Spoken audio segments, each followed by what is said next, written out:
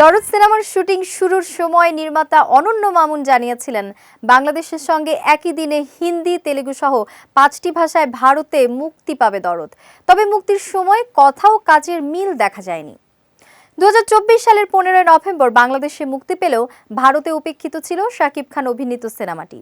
যুক্তরাষ্ট্র, Thailand, Canada সহ প্রায় 20টি দেশে দরদ মুক্তি পেলেও ভারতে এখনো মুক্তি পায়নি দরদ।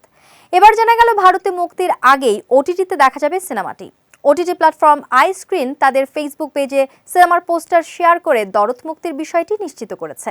2023 সালে শুটিং শুরুর আগে ভারতে এক সংবাদ সম্মেলনে অনন্য মামুন জানিয়েছিলেন, দরদ বাংলাদেশের প্রথম প্যান ইন্ডিয়ান সিনেমা হিসেবে মুক্তি পাবে 5টি ভাষায়।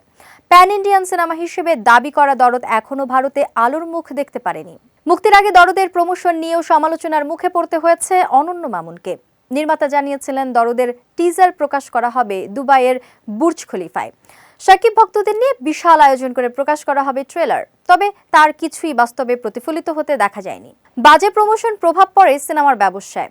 দরদ সিনেমাটি তৈরি হয়েছে বাংলাদেশ ভারতের যৌথ প্রযোজনায়। অভিনয়ও রয়েছেন দুই দেশের শিল্পীরা। বাংলাদেশের শাকিব খানের নায়িকা হয়েছেন ভারতের সোনাল চৌহান।